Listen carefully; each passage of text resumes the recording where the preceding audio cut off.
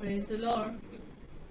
फिर एक बार आज की शाम की सभा में आप सभी का स्वागत है। आप जितने भी आज की सभा में जुड़ रहे हो, मैं आशा रखता हूं कि आप सभी इस समय तक और आने वाले बीते हुए हर एक दिनों में प्रभु में आपने आनंद ज़रूर मनाया होगा। और मेरी आशा है कि इतने दिनों की आराधना हम सबों के लिए आशीष का कारण बनी है। सो आइए आज की आराधना को एक प्रार्थना के साथ हम शुरू करेंगे। लेट्स क्लोज और आइज, अपनी आंखों को हम बंद करेंगे। आइए प्रार्थना करें। Hallelujah, hallelujah, hallelujah Lord Jesus. प्रभु यीशु, प्रभु धन्यवाद देते हैं आज के इस सुंदर शाम के लिए, इस सुंदर अवसर के लिए प्रभु, कि हम आपके अनुग्रह के सिंहासन के आगे एक मन होकर एकत्रित होने पाए प्रभु, कि आपके गीतों में, गीतों के गाने में, वाद्यों के बजाने में, वचन के सुनने सुनाने में सहभागी हो सके प्रभु यीशु मसीह। और प्रभु इतने दिन प्रभु आपने अपने वचनों के द्वारा प्रभु हम में से एक एक को प्रभु आत्मिकता में सामर्थ दिया प्रभु यीशु मसीह। हमारे प्रभु शरीर प्राण आत्मा को प्रभु आपने तंदुरुस्ती दी प्रभु यीशु मसीह। हम आपसे प्रार्थना करते हैं कि जितने भी लोग इस आराधना में जुड़ते हैं प्रभु, वे सभी आपके दर्शन को प्राप्त करें, आपके पवित्र आत्मा का स्पर्श उन्हें होने पाए, वे दिली तसल्ली को प्राप्त करें प्रभु। प्रभु वे आपकी आत्मिक शांति को प्राप्त करें प्रभु, और प्रभु वे भविष्य में आपकी गवाह बनने पाए प्रभु।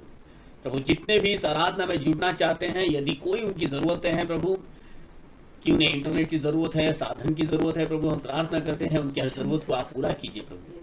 हम धन्यवाद देते हैं प्रभु कि आज तक भी प्रभु आपने अपनी दया दृष्टि हम पर बनाए रखी, और हमारी हर ज़रूरत को आपने अपने दया के भंडार से पूरा किया है प्रभु यीशु।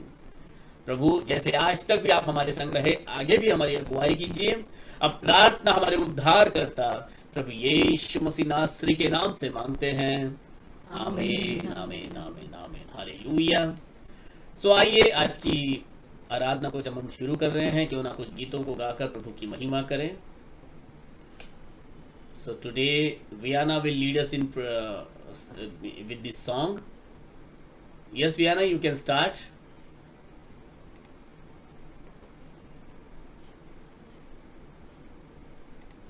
Praise the Lord, everyone.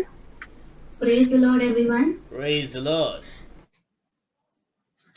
यीशु मसीह को एक और बार धन्यवाद कि मुझे एक और मौका दिया आप सभी के बीच में उनकी नाम को ऊंचा उठाने का, उनकी नाम को महिमा देने का। इस गीत को हम गाकर उनकी महिमा करें। हे यीशु दाता मेरे खुदा, करता हूँ स्तुति आराधना। आइए हम इस गीत को सब मिलकर दिल से गाएंगे। हे यीशु दाता मेरे खुदा, करता हूँ स्तुति आराधना। हे यीशु दाता मेरे खुदा, करता हूँ स्तुति आराधना। घुटनों से ऊंचा, कमर से भी ज्यादा, तुझ में डूबूं यही ख्वाहिश मेरी। घुटनों से ऊंचा, कमर से भी ज्यादा, तुझ में डूबूं यही ख्वाहिश मेरी। तेरे प्रेम की ऊंचाई को, चौड़ाई और गहराई को जानूं प्रभु, बस यही ख्वाहिश मेरी। तेरे प्रेम की ऊंचाई को, चौड़ाई और गहराई को जानूं प्रभु, बस यही ख्वाहिश मेरी। घुटनों से ऊंचा, कमर से भी ज्यादा, तुझ में डूबूं यही ख्वाहिश मेरी। घुटनों से ऊंचा, कमर से भी ज्यादा, तुझ में डूबूं यही ख्वाहिश मेरी।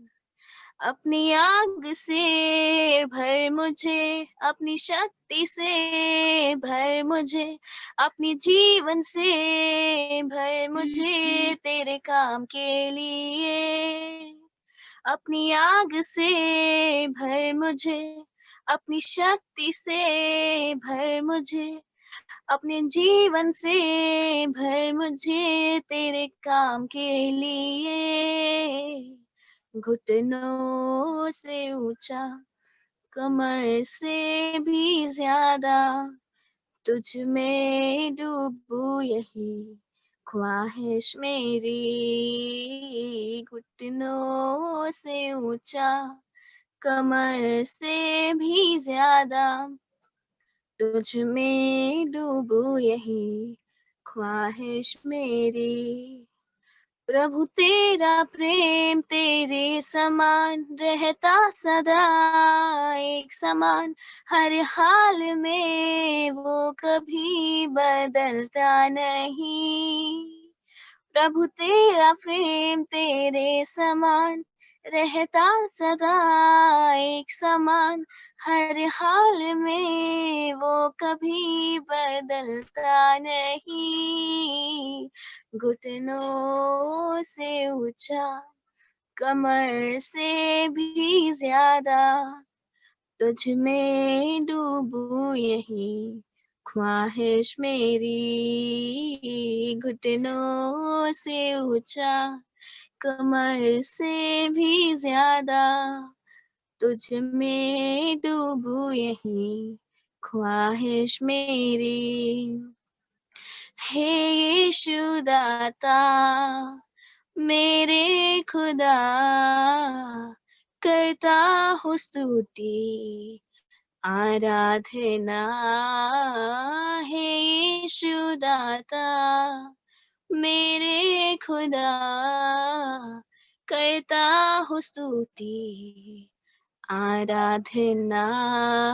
घुटनों से ऊंचा, कमर से भी ज्यादा, तुझ में डूबूं यही ख्वाहिश मेरी। घुटनों से ऊंचा, कमर से भी ज्यादा, तुझ में डूबूं यही ख्वाहिश मेरी। Amen. Praise the Lord. Amen, hallelujah. Okay, let's pray. आइए प्रार्थना करेंगे और फिर संदेश में आगे बढ़ेंगे। सिरिल हमें प्रार्थना में अगुवाई करेगा और फिर हम संदेश में आगे बढ़ेंगे। आइए हम प्रार्थना करें। Hallelujah hallelujah hallelujah. महान प्रभु को धन्यवाद देते यीशु अब तक संभाले और यीशु मसीह इस दिन के सुंदर से शाम तक आपने हमें लेके आए यीशु मसीह, ताकि हम आपके संगति में बैठ पाए यीशु मसीह, और यीशु मसीह आपके आराधना में शामिल हो पाए यीशु, और यीशु मसीह आपके वचनों को सुन पाए। इसलिए बहुत बहुत धन्यवाद देते हैं यीशु मसीह। धन्यवाद देते हैं कि इस लॉकडाउन में भी आपने हमारे साथ रहे यीशु, और यीशु मसीह हमें हर एक मुसीबतों से, हर एक तकलीफ़ों से बचाए, और यीशु मसीह इस समय तक लेके आए। इसलिए बहुत बहुत धन्यवाद देते हैं यीशु मसीह। अब यीशु मसीह जो प्रचार हम सुनेंगे यीशु, उसको आप आशीर्वाद करना है यीशु मसीह। बोलने वाले मुँह आपकी तरफ से हो, और यीशु मसीह आप उनके द्वारा बोलना है यीशु मसीह। यीशु मसीह जितने भी लोग जूम में जुड़े हैं, जितने भी यूट्यूब में जुड़े हैं यीशु मसीह, सबों को आप आशीष देना है यीशु। जिन जिन ज़रूरतों के साथ वो जुड़े हैं यीशु मसीह, उनकी ज़रूरतें आप पूरी करना है यीशु, और यीशु मसीह आप उनके साथ रहना है यीशु मसीह। होने दीजिए इस मीटिंग के द्वारा वो आशीष को प्राप्त करे, और यीशु मसीह एक आत्मिक सामर्थ्य को प्राप्त करे यीशु। आगे अपरस में मैं आपके हाथ में सौंपता हूँ ये छोटी प्रार्थना मैं प्रभु यीशु मसीह के नाम से मांगता हूँ। आमीन आमीन आमीन। Hallelujah, praise the Lord, hallelujah. तो मैं आशा रखता हूं कि आप सभी आज के गीतों का और इन दिनों का आनंद ले रहे होंगे, क्योंकि जैसे कि हम सब जानते हैं कलीसियाएं खुली हैं और हम सब कलीसियाओं में मिल रहे हैं और प्रभु का आनंद हमारे मध्य में उमड़ रहा है। आइए इसी आनंद को प्रभु के और भी वचनों के साथ हम उसको दुगना करें। पास्टर राज मसीह जी हमारे साथ में दिल्ली से जुड़ चुके हैं, सो आइए हम उनका स्वागत करते हैं। आगे का समय पास्टर राज मसीह जी वचन में हमारी अगुवाई करेंगे। यस पास्टर, हम आपका स्वागत करते हैं। Praise the Lord, praise the Lord. सबको जय मसीह की, जय मसीह की। हालेलुया। कैसे आप लोग? हम सब ठीक है पास्टर जी। ओके, प्रभु का धन्यवाद हो, धन्यवाद हो। सब बिल्कुल ठीक है और आनंद से हैं। हालेलुया। तो शुरू करते हैं आज के सब्जेक्ट को। जैसे कि हम सीख रहे हैं कलीसिया के बारे में, हमारा सब्जेक्ट है नया कलीसिया। और इससे पहले 2 सब्जेक्ट मैं आपके बीच में समाप्त कर चुका हूं, प्रार्थना और बिब्लिकल फाइनेंस। और आज तीसरी क्लास है, मेरे ख्याल से तीसरा तीसरा दिन है आज कलीसिया के विषय में। और बीते थर्सडे को मैंने आपको कुछ बातें बताई थी, 20 पॉइंट मैंने बताए थे, और कलीसिया का अर्थ मैंने बताया था। और एक चीज और मैंने आपके साथ शेयर की थी कि आपने जब कलीसिया या चर्च का जिक्र आता है तो हमारे दिमाग में एक भव्य बिल्डिंग दिमाग में आ जाती है कि एक बड़ा सा चर्च होगा, उसपे क्रॉस लगी होगी और लंबा चोगा पहनकर पादरी साहब अंदर होंगे, और बहुत सारी बातें जो फिल्मों में दिखाते हैं या जो हमने बड़े बड़े चर्चेज में देखा है, हम वो चीजें हमारे दिमाग में आ जाती है। लेकिन बाइबल इस बात को स्वीकार नहीं करती। बाइबल के अनुसार कलीसिया चर्च अलग है और उसी को हम जानेंगे इन दिनों में। हालेलुया। हम देखते हैं, मैंने पहले भी आपको बताया है कि कलीसिया जो शब्द है वो नए नियम का शब्द है, क्योंकि कलीसिया जो है वो नए नियम की संस्था है। पुराने नियम में कलीसिया जो शब्द है वो आया नहीं है, लेकिन पुराने नियम के बारे में नए नियम में एक जगह लिखा है, कलीसिया शब्द आया है। हम पहले उसको देखेंगे, उसके बाद हम आगे चलेंगे। हालेलुया। प्रेरितों के काम 7 अध्याय,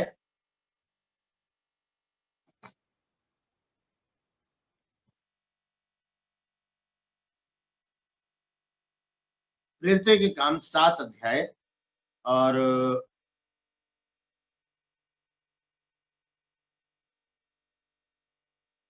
हम पढ़ेंगे उसका, है तो ऐसे 38 पद, लेकिन हम उसको थोड़ा ऊपर से पढ़ेंगे। जिस मूसा को 34 आयत से पढ़ेंगे हम। देखें क्या लिखा है। मैंने सचमुच अपने लोगों की जो मिस्र में हैं दुर्दशा को देखा है, हाँ और उन्हीं उनकी आ और उनका रोना सुना है। हाँ इसलिए उन्हें छुड़ाने के लिए उतरा हूँ। हाँ अब आ, मैं तुझे मिस्र में भेजूंगा। हाँ, ये परमेश्वर के शब्द हैं जो स्टीफनस यहाँ पर जो जिक्र कर रहा है। वो कहता है कि परमेश्वर कहते हैं कि सचमुच अपने लोगों की दुर्दशा को जो मिस्र में है देखी है, और उनकी आह और उनका रोना सुन लिया है, इसलिए उन्हें छुड़ाने के लिए उतरा हूं। अब आ, मैं तुझे मिस्र में भेजूंगा। मूसा से परमेश्वर ने कहा। आगे, इस मूसा को उन्होंने यह कहकर नकारा था, तुझे किसने हम पर हाकिम और न्यायी ठहराया है? उसी को परमेश्वर ने हाकिम और छुड़ाने वाला ठहराकर उस स्वर्गदूत के द्वारा जिसने उसे झाड़ी में दर्शन दिया था भेजा। हाँ। यही व्यक्ति मिस्र और लाल समुद्र और जंगल में 40 वर्ष तक अद्भुत काम और चिन्ह दिखा दिखाकर उन्हें निकाल लाया। हाँ। यह वही मूसा है जिसने इजराइलियों से कहा, परमेश्वर तुम्हारे भाइयों में से तुम्हारे लिए मुझसे एक भविष्यद्वक्ता उठाएगा। हाँ। यह वही है जिसने जंगल में कलीसिया के बीच उस स्वर्गदूत के साथ सीनै पहाड़ पर उससे बातें की और हमारे बाप दादों के साथ था। उसी को जीवित वचन मिले कि हम तक पहुंचाए। बस यहाँ पर 38 जो आयत है वहां पर जिक्र आया है कलीसिया का, पुराने नियम के लोगों के विषय में। यहाँ पर मैं पढ़कर बताता हूँ, लिखा है ये वही है जिसने जंगल में कलीसिया के बीच उस स्वर्गदूत के साथ सीनै पहाड़ पर उससे बातें की और हमारे बाप दादों के साथ था। उसी को जीवित वचन मिले कि हम तक पहुंचाए। मूसा के विषय में लिखा है ये, और ये कलीसिया का जिक्र आ रहा है। जैसे कि मैंने आपको बीते दिनों में भी बताया था कि पुराने नियम की जो कलीसिया से क्या कहा जाता था, लोगों का समूह, सभा, मंडली, दल, समाज या प्रजा, ये कहा जाता था पुराने नियम की कलीसिया को। लेकिन नए नियम में जो स्टिफनुस है वो कलीसिया कहकर उसको पुकार रहा है। तो ये पुराने नियम की जो कलीसिया है वो एक जाति है, लेकिन नए नियम की जो कलीसिया है वो एक झुंड है अलग अलग लोगों का, जब वो यीशु मसीह पर विश्वास करके जब वो इकट्ठे हो जाते हैं। हालेलुया।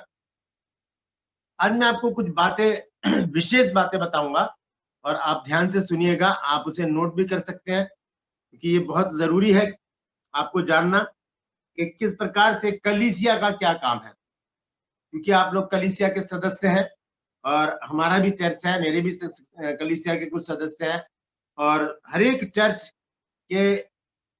चर्च के जो लोग होते हैं वो कलीसिया के सदस्य होते हैं। वो मैं उनके विषय में आज आपको 2 बातें बताऊंगा और उसके 7 पॉइंट हैं, उनको आप लिख लीजिएगा। सबसे पहले मैं आपको बताने जा रहा हूं कलीसिया के काम क्या है। हालेलुया। कलीसिया कैसे बढ़ेगी, कलीसिया कैसे बढ़ती है। अब ये सिर्फ पास्टर का ही काम नहीं है कि वो जगह जगह जाकर प्रचार करें और लोगों को कहें कि आइए हमारे चर्च में आइए। ये कलीसिया का भी काम है। हालेलुया। कलीसिया के कुछ काम हैं जो कलीसिया को करने चाहिए।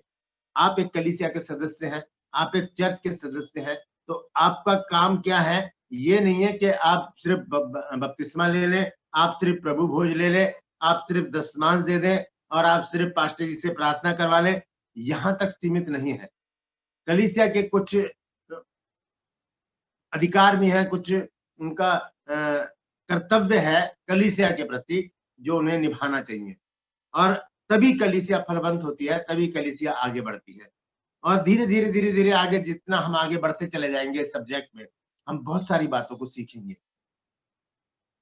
क्योंकि हम देखते हैं कि कलीसिया जो है उसमें एक ही परिवार के लोग नहीं होते, अलग अलग परिवार के लोग होते हैं, और अलग अलग परिवार के लोग होने के कारण अलग अलग सोच होती है, अलग अलग विचार होते हैं, अलग अलग विचारधारा होती है, और कई बार जो है विचार मेल नहीं खाते और क्या हो जाता है, द्वंद्व या मन मुटाव या कुछ टकराव विरोध आपस में हो जाते हैं। हालेलुया। तो जब एक परिवार में ही, चाहे हम 5 लोग हों परिवार में, चाहे 10 हो, चाहे 12 हो, चाहे 7 लोग हो, चाहे 3 लोग हो, फिर भी हमारे घरों में तकरार हो जाती है। तो कलीसिया में अलग अलग क्षेत्र से आए हुए लोग कैसे बच सकते हैं इससे। लेकिन उन्हें बचना पड़ेगा, क्योंकि कलीसिया एक सांसारिक संस्था नहीं है, कलीसिया एक सांसारिक घर नहीं है, वो हमारे रहने का स्थान नहीं है, सोने का स्थान नहीं है, वो ऐसा स्थान है जहां पर हम परमेश्वर से मुलाकात करते हैं। हालेलुया। तो हम देखते हैं कि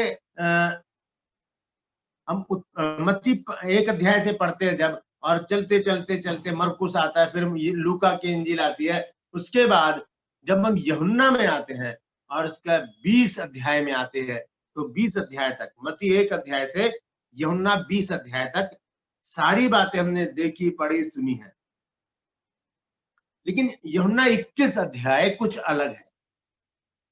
वहां पर प्रभु यीशु मसीह के क्रूसिफाइड होने के बाद यीशु मसीह अपने आप को प्रकट करते हैं तिबरियास झील के पास चेलों के ऊपर, क्योंकि चेले जो है वो फिर से उसी काम में लग जाते हैं। चेले फिर से मछली पकड़ने चले जाते हैं, क्योंकि मैंने आपको पिछली बार भी बताया था कि चेलों ने सोचा कि एक व्यक्ति आया और मर गया, और अब हम क्या करें, उसने तो हमें 3-3.5 साल तक सिखाया, हम क्या करें, क्योंकि उन्हें विश्वास ही नहीं हो रहा था कि यीशु मसीह के बात के ऊपर कि प्रभु यीशु मसीह ने कहा है कि मैं तीसरे दिन जी उठूंगा, तो वो जी उठेगा। लेकिन इस बात पर उन्होंने विश्वास ही नहीं किया, इसलिए वो क्या करने लगे। आइए देखेंगे यूहन्ना 21 अध्याय और उसका पहला पद पढ़ें, क्या लिखा है। यूहन्ना 21 और उसका पहला पद। इन बातों के बाद यीशु ने अपने आप को तिबरियास झील के किनारे चेलों पर प्रकट किया, और इस रीति से प्रकट किया, शमौन पतरस और थोमा जो दिदुमुस कहलाता है, और गलील के काना नगर का नतनएल और जब्दी का पुत्र उसके चेलों में से 2 और जन इकट्ठे थे। शमौन पतरस ने उनसे कहा, मैं मछली पकड़ने जा रहा हूँ। उन्होंने उससे कहा, हम भी तेरे साथ चलते हैं। अतः वह निकलकर नाव पर चढ़े, परंतु उस रात कुछ ना पकड़ा। बस यहाँ पर हम देखते हैं कि प्रभु यीशु मसीह के क्रूसिफाइड होने के बाद, जब प्रभु यीशु मसीह मर गए और दफना दिए गए, तो चेलों के अंदर एक तरह का निराशा आ गई उनके अंदर। वो निराशावादी हो गए और बैठे थे, ऐसे ही खाली बैठे थे कहीं। तो पतरस ने कहा, चलो मैं तो मछली पकड़ने जा रहा हूँ, आप लोगों ने चलना तो चलो मेरे साथ, क्योंकि उनके पास कोई काम ही नहीं था। यीशु मसीह ने तो काम उनको सौंपा था, वो कर कुरा के उन्होंने निपटा दिया था। जब हम पढ़ते हैं मत्ती 10 अध्याय में, तो वो मैं आपको बाद में बताऊंगा। तो ऐसा उनके मन में एक अजीब सा एक द्वंद था कि ये क्या हुआ हमारे साथ, क्या हुआ हमारे साथ। ना तो हम इधर के रहे ना उधर के रहे, ना तो हमें प्रभु यीशु मसीह ने व्यवस्थापक रहने दिया और ना हमें अपना पूरा हमें जीवन जीने दिया अपने साथ। वो तो आया और चला गया 3.5 साल तक, और इन्होंने क्या किया, फिर से मछली पकड़ना शुरू कर दिया। हालेलुया। लेकिन यहीं से एक जबरदस्त टर्न आता है मसीही जीवन में। यही वो अध्याय है यूहन्ना 21 अध्याय, यहीं से सब कुछ पलट जाता है, यहीं से एक नया अध्याय शुरू होता है, यहीं से मसीहत शुरू होती है, यहीं से कलीसिया की स्थापना होती है, यहीं से कलीसिया की नींव रखी जाती है और यहीं से शुरू होता है वो बड़ा काम जो प्रभु यीशु मसीह ने, जिसकी नींव मत्ती 4 अध्याय और उसके 17 पद पर रख दी थी। वहां पर लिखा है यीशु मसीह ने ये प्रचार करना शुरू किया कि मन फिराओ क्योंकि स्वर्ग का राज्य निकट आ गया है। हालेलुया। तो हम देखते हैं आगे चलकर, जब यहाँ पर यीशु मसीह ने अपने आप को वहां पर प्रकट किया, सारी रात उन्होंने जाल डाला लेकिन उन्हें एक भी मछली नहीं मिली। तब प्रभु यीशु मसीह ने कहा कि तुम्हारे पास कुछ खाने को है? तो उन्होंने कहा हमारे पास तो कुछ नहीं है, हम तो सारी रात जाल डालते रहे, कुछ भी नहीं मिला हमको। और यीशु मसीह उनको फिर से एक और बात को याद दिलाना चाहते थे, क्योंकि हम लूका 5 अध्याय में पढ़ते हैं, वहां पर भी लिखा है, लूका 5 अध्याय अगर पहले पद से वहां पर पढ़े तो वहां पर भी यही लिखा है कि उन्होंने सारी रात मछली पकड़ी और एक भी मछली उनके हाथ में नहीं आई। तब प्रभु यीशु मसीह ने वहां पर कहा कि दाहिने हाथ जाल डालो, गहराई में जाओ और दाहिने हाथ जाल डालो, तब मछली पकड़ोगे। और जब उन्होंने मछली वहां पर जब वहां पर जाल डाला दाहिनी ओर, तो बहुतायत से मछली को पकड़ कर लेकर आए और इतनी मछली हो गई कि 2 नाव इतनी भर गई कि वो डूबने लगी। वही प्रक्रिया फिर से हुई, वही बात फिर से हुई, उसी बात को फिर से यीशु मसीह ने दोहराया, उनको याद दिलाने के लिए कि मैं कौन हूं। क्योंकि हम देखते हैं, आइए देखेंगे, इसी में देखेंगे, हालेलुया, 6 और 7 पद पढ़ें, क्या लिखा है। उसने उनसे कहा, नाव की दाहिनी ओर जाल डालो तो पाओगे।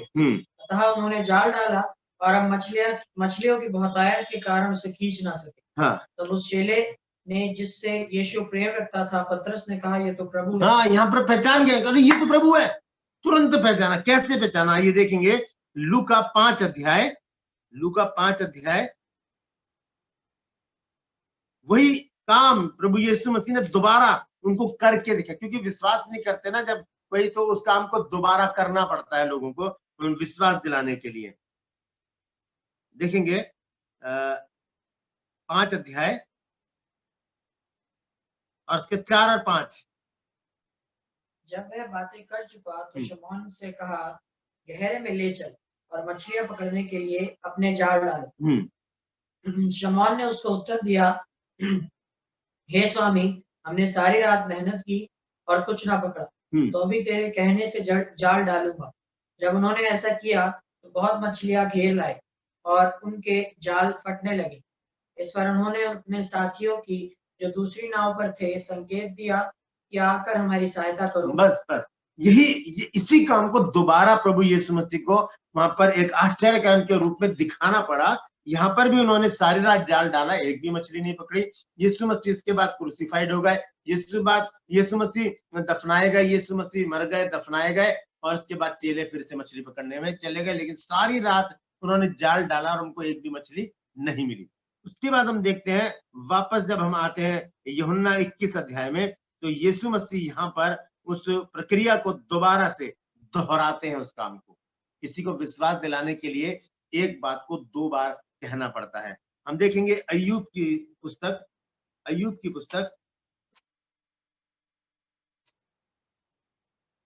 उसका 33 अध्याय और 14 पद। अय्यूब 33 अध्याय का 14 पद। क्योंकि परमेश्वर तो एक क्या, हाँ, 2 बार बोलता है, हाँ, परंतु लोग उस पर चित्त नहीं लगाते। परमेश्वर एक बार नहीं बल्कि 2 बार बोलता है और लोग उस पर चित्त नहीं लगाते, क्योंकि जो दूसरी बार जो बात कही जाती है वो उसका कुछ महत्व होता है। अब मान लीजिए आपने अपने बच्चे से कहा कि बेटा एक गिलास पानी पिलाना, और उसने इग्नोर कर दिया या उसने सुना नहीं, भूल गया। आप दोबारा बोलोगे उसको कि बेटा पानी पिलाओ एक गिलास। दोबारा जो बात कही जाती है उसका महत्व होता है। यहाँ पर यीशु मसीह ने दोबारा उस काम को किया। और हम पढ़ते हैं फिलिपियों 4 अध्याय के 4 पद में, वहां पर संत पौलुस ने लिखा है, प्रभु में सदा आनंदित रहो, मैं फिर कहता हूं आनंदित रहो। दोबारा इस बात को पौलुस ने कहा, मैं फिर कहता हूं। और होता क्या है कि कई बार हम जब चर्च जा रहे होते हैं सुबह संडे के समय, तो हमारा टीवी चल रहा होता है, तो उसमें क्या होता है, एक मैसेज चल रहा होता है, और बहुत से मैसेज आते हैं आजकल यूट्यूब पर और टीवी पर भी आते हैं। तो हम मैसेज सुन रहे होते हैं, काम भी कर रहे होते हैं, प्रेस कर रहे हैं और नाश्ता कर रहे हैं, कुछ भी कर रहे हैं, काम करते करते हमारा ध्यान, हमारे कान वहीं लगे हुए हैं, मैसेज सुन रहे हैं, लेकिन हम उसको गौर से नहीं सुनते, उसको ध्यान से नहीं देखते। और उसके बाद क्या होता है, जब हम चर्च जाते हैं वही मैसेज पास्टर जी हमें सुना रहे होते हैं। हम कहते हैं ये तो अभी हम घर में सुना है, फिर वही हमारे सामने वही मैसेज आ गया, हम बाहर निकल जाते हैं या इग्नोर कर देते हैं, हम सुनते नहीं इस मैसेज को। लेकिन हम उस बात की गहराई को समझे, परमेश्वर हमसे ही बात करना चाहता है उस वचन के द्वारा जो वो दोबारा हमारे सामने लेकर आता है। इसका मतलब है यीशु मसीह ने दोबारा जो आश्चर्य कर्म करके दिखाया मछलियों वाला, यीशु मसीह चाहते थे कि चेले इस बात को समझ जाएं कि जो उन्हें मछली पकड़ के दे रहा है वो कौन है। आइए देखेंगे उस आयत को। जब चेला जो था वो पहचान गया, कैसे? 21 अध्याय, यूहन्ना 21 अध्याय 7 आयत। तब उस चेले ने जिससे यीशु प्रेम रखता था, हाँ, पतरस से कहा, यह तो प्रभु है। हाँ, तुरंत पहचान गया, अरे ये तो प्रभु है। कैसे पहचान गया? क्योंकि ऐसा ही काम पहले हो चुका था, इसीलिए वो पहचान गया। और यहीं से एक नया अध्याय शुरू हुआ मसीहत का, क्रिश्चियनिटी का, मसीहों का। प्रभु यीशु मसीह की कलीसिया की स्थापना हुई। यहाँ पर पहली सदी की कलीसिया की स्थापना, यहाँ से उसके नींव रखनी शुरू कर दी प्रभु यीशु मसीह ने। और जब हम 15 आयत से यहाँ पर पढ़ते हैं तो लिखा है कि भोजन करने के बाद यीशु ने शमौन पतरस से कहा, हे शमौन, यूहन्ना के पुत्र, क्या तू इनसे बढ़कर मुझसे प्रेम रखता है? उसने उससे कहा, हाँ प्रभु, तू तो जानता है कि मैं तुझसे प्रीति रखता हूँ। उसने उससे कहा, मेरे मेमनों को चरा। फिर उसने दूसरी बार उससे कहा, हे शमौन, यूहन्ना के पुत्र, क्या तू मुझसे प्रेम रखता है? उसने उससे कहा, हाँ प्रभु, तू जानता है कि मैं तुझसे प्रीति रखता हूँ। उसने उससे कहा, मेरी भेड़ों की रखवाली कर। फिर उसने तीसरी बार उससे कहा, हे शमौन, यूहन्ना के पुत्र, क्या तू मुझसे प्रीति रखता है? पतरस उदास हुआ कि उसने उससे तीसरी बार ऐसा कहा है कि क्या तू मुझसे प्रीति रखता है। उसने उससे कहा, हे प्रभु, तू सब कुछ जानता है, तू ये जानता है कि मैं तुझसे प्रीति रखता हूँ। यीशु ने उससे कहा कि मेरी भेड़ों को चरा। हालेलुया। बहुत महत्वपूर्ण सब्जेक्ट है ये। यहाँ पर हम देखते हैं कि जब पतरस ने 3 बार इनकार किया था यीशु मसीह को, जब पकड़ कर लेकर जा रहे थे, यहाँ पर प्रभु यीशु मसीह ने 3 बार उससे हाँ करवाया। 15 आयत से अगर हम 18 आयत तक पढ़े तो वहां पर 3 बार प्रभु यीशु मसीह ने उससे कुछ बात कही है और उसने कहा, हाँ प्रभु मैं करूंगा, हाँ प्रभु तू जानता है, हाँ प्रभु ये है, हाँ प्रभु वो है। यानी कि 3 बार उसने अंगीकार कर दिया। और यहाँ पर 2 चीजें मैं आपको और बताऊंगा। एक जगह लिखा है प्रेम और एक जगह लिखा है प्रीति। प्रेम और प्रीति में बहुत फर्क है। प्रेम तो प्रेम होता है, लेकिन प्रीति शब्द जहां पर आता है वो होता है अगापे प्रेम। वो प्रेम होता है निस्वार्थ प्रेम। हम देखते हैं, दोबारा से मैं पढ़ूंगा। भोजन करने के बाद यीशु ने शमौन से कहा, हे शमौन, यूहन्ना के पुत्र, क्या तू उनसे बढ़कर मुझसे प्रेम रखता है? उसने कहा, हाँ प्रभु, तू जानता है कि मैं तुझसे प्रीति रखता हूँ। यहाँ पर उसने प्रेम नहीं कहा, है ना, उसने नहीं तो उसका जवाब देता, हाँ प्रभु मैं प्रेम करता हूँ। नहीं, प्रेम नहीं, प्रेम नहीं, यहाँ पर प्रीति शब्द आया। इसका मतलब ये अगापे प्रेम की बात कर रहा है। कौन? पतरस। वो कह रहा है मैं तुझसे प्रीति रखता हूँ, मैं निस्वार्थ प्रेम तुझसे करता हूँ। फिर दूसरी बार उसने कहा, हे शमौन, यूहन्ना के पुत्र, क्या तू मुझसे प्रेम रखता है? उसने उससे कहा, हाँ प्रभु, तू जानता है कि मैं तुझसे प्रीति रखता हूँ। उसने उससे कहा कि मेरी भेड़ों की रखवाली कर। फिर तीसरी बार शमौन कहा, यीशु मसीह ने, हे शमौन, यूहन्ना के पुत्र। अब सुनिए यीशु मसीह क्या कह रहे हैं, क्या तू मुझसे प्रीति रखता है? हालेलुया। क्या तू मुझसे प्रीति रखता है? पतरस उदास हुआ कि उसने तीसरी बार ऐसा कहा है कि क्या तू मुझसे प्रीति रखता है। और उसने कहा, हे प्रभु, तू सब कुछ जानता है, तू ये जानता है कि मैं तुझसे प्रीति रखता हूँ। हालेलुया। यहीं से उस चीज की, उस कलीसिया की स्थापना शुरू हुई। यहाँ पर तैयारी शुरू हो गई कलीसिया की। उसके बाद हम देखते हैं, हम जब प्रेरितों के काम 1 अध्याय में आते हैं, वहां से एक नई बात हम देखते हैं प्रभु यीशु मसीह के द्वारा। 1 अध्याय और उसके दूसरे पद को मैं पढ़ूंगा। लिखा है, उस दिन जब तक वह उन प्रेरितों को जिन्हें उसने चुना था पवित्र आत्मा के द्वारा आज्ञा देकर ऊपर उठाया न गया, उसने दुख उठाने के बाद बहुत से बड़े प्रमाणों से अपने आप को उन्हें जीवित दिखाया और 40 दिन तक मैं उन्हें दिखाई देता रहा और परमेश्वर के राज्य की बातें करता रहा। हालेलुया। और हम आगे अगर हम पढ़ेंगे तो बहुत सारी बातें हैं यहाँ पर, लेकिन मैं आपको 8 आयत पढ़कर बताता हूँ। यहाँ पर लिखा है, परंतु जब पवित्र आत्मा तुम पर आएगा तब तुम सामर्थ पाओगे और यरूशलेम और सारी यहूदिया, सामरिया और पृथ्वी के छोर तक मेरे गवाह होगे। जब पवित्र आत्मा आया 2 अध्याय में, यहीं से एक पिन्तेकुस्त का दिन था वो, जब प्रभु यीशु मसीह को स्वर्ग पर गए।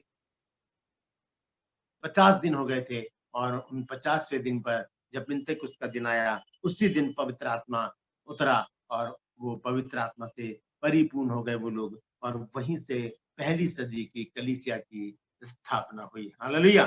तो मैं आपको बता रहा था कि कलीसिया जो है, कलीसिया सिर्फ पतरस की नहीं थी, सिर्फ यीशु मसीह की नहीं थी। वो 12 लोग थे जिनकी कलीसिया थी। उन 12 लोगों ने किस तरह से कलीसिया को बढ़ाया, आज मैं आपको ये बताना चाहता हूँ। हालेलुया। सबसे पहले हम देखेंगे प्रेरितों के काम 16 अध्याय और उसके 5 पद को देखेंगे, वहां पर क्या लिखा है।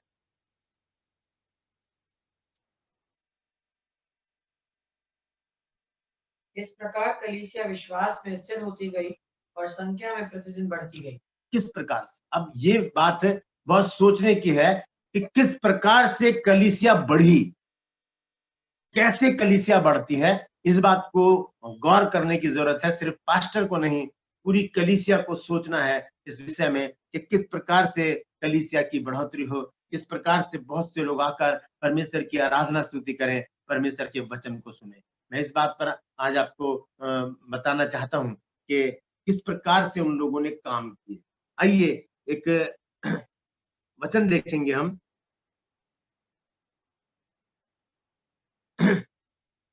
मत्ती 4 अध्याय और उसका 17 पद।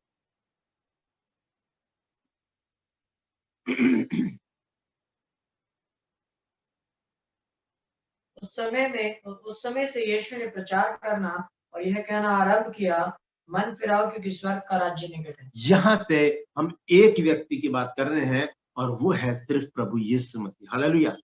अब यहीं से क्या होता है, कलीसिया का मल्टीप्लाई होना शुरू हो जाता है। हालेलुया।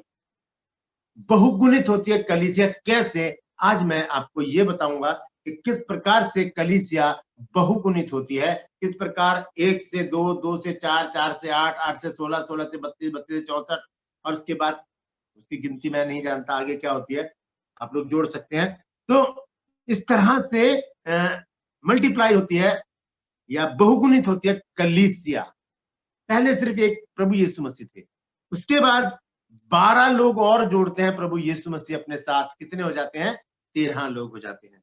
हम देखेंगे मत्ती 10 अध्याय और उसका पहले पद से पढ़ेंगे 1 से 6 आयत तक। फिर उसने अपने 12 चेलों को पास बुलाकर उन्हें अशुद्ध आत्माओं पर अधिकार दिया कि उन्हें निकालें और सब प्रकार की बीमारियों और सब प्रकार की दुर्बलताओं को दूर करें। 12 प्रेरितों के नाम ये हैं। पहला शमौन जो पतरस कहलाता है और उसका भाई अंद्रियास, जब्दी का पुत्र याकूब और उसका भाई यूहन्ना। यहाँ पर सारे नाम लिखे हैं, थोड़ा आगे पढ़े जहाँ पर नाम खत्म हो जाते हैं। इन 12 को यीशु ने यह आज्ञा देकर भेजा अन्य जातियों की ओर ना जाना और ना सामरियों के किसी नगर में प्रवेश ना करना। बस, तो ये 12 हो गए। पहले प्रभु यीशु मसीह अकेले थे, अकेले यीशु मसीह ने प्रचार किया कि मन फिराओ क्योंकि स्वर्ग का राज्य निकट आ गया है। अब हम देखते हैं मत्ती 10 अध्याय और उसके पहले पद से जब पढ़ते हैं तो यीशु मसीह 12 लोगों को तैयार करते हैं और उनको कुछ काम सामर्थ्य देते हैं पहले, उसके बाद उन्हें आगे भेजते हैं। वो सामर्थ्य क्या है मैं आपको बता दूं। लिखा है कि फिर उसने 12 चेलों को पास बुलाकर उन्हें अशुद्ध आत्माओं पर अधिकार दिया। पहली बात, अशुद्ध आत्माओं पर अधिकार दिया उन्हें निकाले, और सब प्रकार की बीमारियों पर अधिकार दिया और सब प्रकार की दुर्बलताओं को दूर करने का अधिकार दिया। हालेलुया।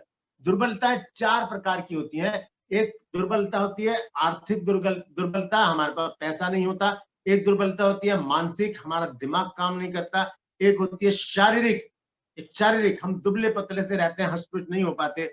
और चौथी दुर्बलता होती है आत्मिक दुर्बलता, हम आत्मिकता में आगे नहीं बढ़ पाते। तो ये काम, ये 3 सामर्थ प्रभु यीशु मसीह ने अपने चेलों को सौंपी। सबसे पहले अशुद्ध आत्माओं पर अधिकार, बीमारियों पर और सब प्रकार की दुर्बलताओं को दूर करने का अधिकार प्रभु यीशु मसीह ने इनको दे दिया। तो ये कितने लोग हो गए? यीशु मसीह के साथ मिलाकर ये 13 लोग हो गए। हालेलुया।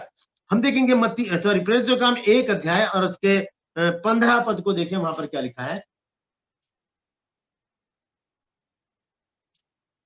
उन्हीं दिनों में पतरस भाइयों के बीच में जो 120 व्यक्ति के लगभग थे खड़ा होकर कहने लगा, हे भाइयों, अवश्य था कि पवित्र शास्त्र का वह लेख पूरा हो जो पवित्र आत्मा ने दाऊद के मुख से यहूदा के विषय में, जो यीशु के पकड़वाने वालों का हुआ था, पहले से कहा था। बस अब कितने हो गए? पहले 1 थे यीशु मसीह, फिर 12 और जुड़े 13 हो गए, और यहाँ पर हम पढ़ रहे हैं प्रेरित काम 1 अध्याय और उसके 15 पद में अब ये 120 लोग हो गए। हालेलुया, 120 लोग हो गए। उसके बाद और बढ़ती है कलीसिया, 2 अध्याय और उसके 41 आयत से हम पढ़ेंगे। प्रेरितों के काम 2 अध्याय और इसके 41 पद से अगर हम पढ़ें तो वहां पर देखें कितने लोगों को और परमेश्वर ने उनके साथ जोड़ दिया। अतः जिन्होंने उसका वचन ग्रहण किया, उन्होंने बपतिस्मा लिया, और उसी दिन 3000 मनुष्य, 3000 लोग और उनके साथ जोड़ दिए गए। 3000 और 120 और 12 और प्रभु यीशु मसीह तो उनके साथ है, क्योंकि प्रभु यीशु मसीह ने मत्ती 28 अध्याय उसके 20 पद में कहा है कि देखो मैं जगत के अंत तक सदैव तुम्हारे साथ हूं। तो वो यीशु मसीह तो साथ है ही, ये 12 भी है, क्योंकि वो तो मर गया था यहूदा इस्करियोती, उसकी जगह उन्होंने चिट्ठी डाली और एक प्रेरित काम 1:26 में लिखा है, तब मत्तिया के नाम पर चिट्ठी निकली और वो उनके साथ शामिल हो गया। फिर ये 12 हो गए, उसके बाद 120 हो गए, उसके बाद ये कितने हो गए? 3000 और परमेश्वर ने उनके साथ जोड़ दिए। और ये क्या करने लगे? आगे पढ़े, क्या लिखा है? और वे प्रेरितों से शिक्षा पाने और संगति रखने और रोटी तोड़ने और प्रार्थना करने में लौलीन रहे। लौलीन रहे। ये नहीं कि बुराई कर रहे हैं, घर से चल रहे हैं तो सोच रहे हैं कि अगर वो आज मिल गई चर्च में तो मैं तो चर्च से बाहर ही वापस चली जाऊंगी, मुझे तो उसकी शकल ही पसंद नहीं है, अगर वो दिख गया मुझे तो बिल्कुल ही पसंद नहीं है, ऐसा आदमी वैसा आदमी। मतलब अपने दिमाग में राजनीति चलाकर हम क्या करते हैं? क्रोध से भर जाते हैं। और वचन में लिखा है कि मनुष्य का क्रोध परमेश्वर के धर्म का निर्वाह नहीं कर सकता। हमें सिर्फ परमेश्वर की कलीसिया को बढ़ाना है, परमेश्वर की कलीसिया की देखभाल करनी है और उसको आगे बढ़ाना है। हालेलुया। तो अब क्या हो गया? 1 से 13, 13 से 120, 120 से कितने हो गए? 3000। अब देखेंगे 4 अध्याय, इसी का देखेंगे 4 अध्याय और उसका पहले ही पद से पढ़े जल्दी से, क्या लिखा है? जब वे लोगों से यह कह रहे थे तो याजक और मंदिर के सरदार और सदूकी उन पर चढ़ आए, क्योंकि वे बहुत क्रोधित हुए कि वे लोगों को सिखाते थे और यीशु का उदाहरण दे देकर मरे हुओं के जी उठने का प्रचार करते थे। सिखा रहे हैं, प्रचार कर रहे हैं, निडर होकर वो प्रचार कर रहे हैं। आपको पढ़ सकते हैं 2 अध्याय में कि जो पतरस जो है वो हियाव से प्रचार करके कहते हैं कि तुमने प्रभु यीशु मसीह को क्रूस पर चढ़ाया, जिसे परमेश्वर ने प्रभु भी ठहराया और मसीह भी। ऐसा हियाव इनके अंदर था। और आगे पढ़ें, क्या लिखा है? क्योंकि वे बहुत क्रोधित हुए कि वे लोगों को सिखाते थे और यीशु का उदाहरण दे देकर मरे हुओं में से जी उठने का प्रचार करते थे। और उन्होंने उन्हें पकड़कर दूसरे दिन तक हवालात में रखा, क्योंकि संध्या हो गई थी। परंतु वचन के सुनने वालों में से बहुतों ने विश्वास किया और उनकी गिनती 5000 के लगभग हो गई। कितने हो गए अब? 5000। ये यीशु मसीह नहीं बढ़ा रहे हैं, ये कलीसिया का काम है। निडरता से जब कलीसिया काम करेगी और पास्टर का साथ देगी तभी कलीसिया बढ़ेगी, अन्यथा वही थोड़े से लोग रहेंगे, आएंगे संडे को 2 घंटे बिताकर उसके बाद घर चले जाएंगे। तुम अपने घर में खुश और हम अपने घर में खुश। ऐसे काम नहीं चलेगा। हमें परमेश्वर के राज्य की तैयारी करनी है। बहुत से लोगों को परमेश्वर के पास लेकर आना है।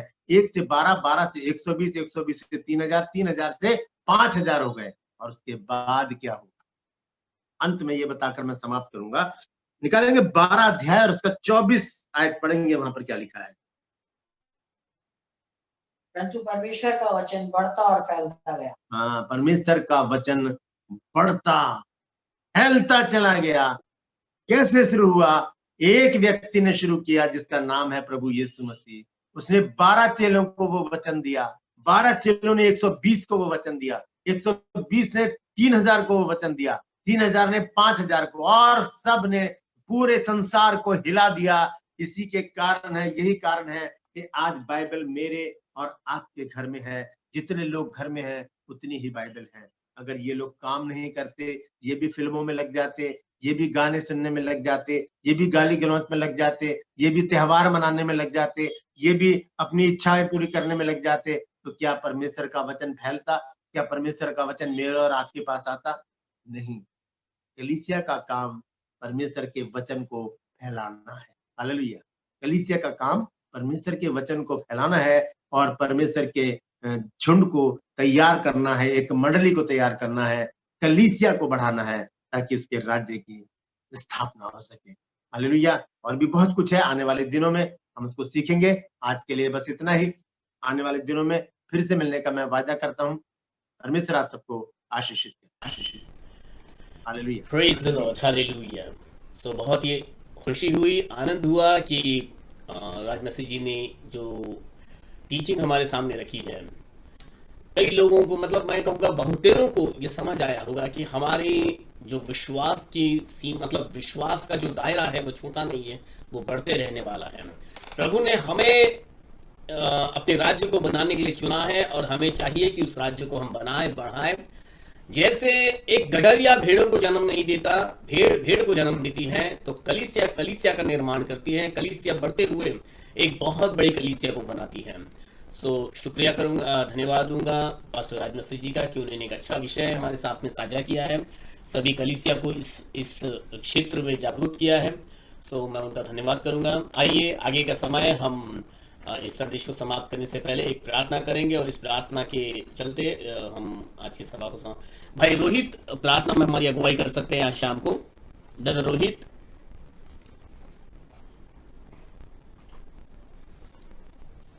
आइए हम लोग अपने आंखों को बंद करेंगे और हम परमेश्वर से प्रार्थना करेंगे। धन्यवाद देते मेरे स्वर्गीय पिता परमेश्वर, हम आपको धन्यवाद देते कि परमेश्वर आज के दिन आपने आपके दास के द्वारा हम सारे लोगों से बातें किया। और परमेश्वर प्रभु यीशु मसीह जी, जो आज के दिन परमेश्वर आपने आपका प्रकाशन दिया, परमेश्वर इसके लिए हम आपका धन्यवाद देते। मेरे प्यारे पिता परमेश्वर प्रभु यीशु मसीह जी, ये आज का वचन हर एक के जीवन में परमेश्वर कार्यशील, और परमेश्वर प्रभु यीशु मसीह जी हम आपको धन्यवाद देते कि परमेश्वर प्रभु यीशु मसीह जी आप पास्टर राज मसीह जी के द्वारा परमेश्वर हर दिन परमेश्वर आप हमें एक नया परमेश्वर सीखने के लिए एक अच्छा मन देते हो और उन्हें परमेश्वर आप तैयार करते हो। इसके लिए हम आपका धन्यवाद देते।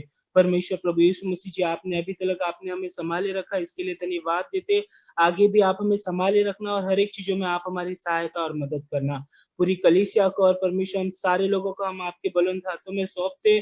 सारा गौरव महिमा आदर परमेश्वर आपका आप ही को देते। छोटी सी प्रार्थना परमेश्वर प्रभु यीशु मसीह जी आपके नाम से करते हैं।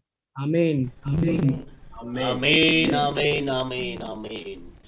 स्वर्ग मर्त्य पाताल के खुदावंद प्रभु यीशु मसीह का अनुग्रह और उसकी दया, प्रभु यीशु मसीह की आशीष और शांति हम सबों के संग प्रभु यीशु मसीह के दूसरे आगमन तक बनी रहे। आमीन आमीन आमीन आमीन। Hallelujah. So praise the Lord everyone.